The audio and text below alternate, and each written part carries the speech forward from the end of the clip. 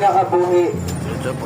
Tandaan natin mga utod nga sa pagkabuhi natin, hindi inabulay ang pagtatol sa Ginoo.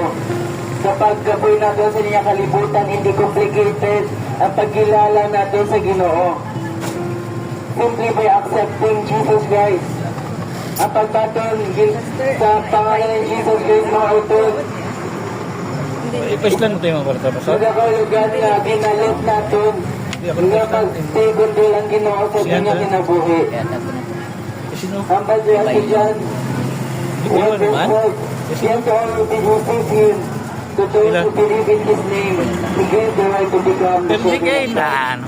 So kung sino mga utod ang magkilala at ang magbaton sa pangalan ni Jesus Christ, at ang nagaturo siya ang pangalan, tagaan sa Ginoo ang pagkamatalo ang mga iniyana.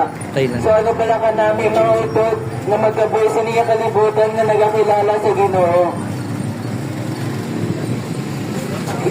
Kita sa buong nagakabuhay mga utod sa generation na kung sa diin nagauna sa Ma'am Gadong ginavalue pa mga utod ang mga pagkabutang sa niya kalibutan. Mangkakyahin ka ng pila ni yung bakon. Ano man sa Matthew 10 verse 32, whoever acknowledges me before others, I will also acknowledge before my Father in heaven.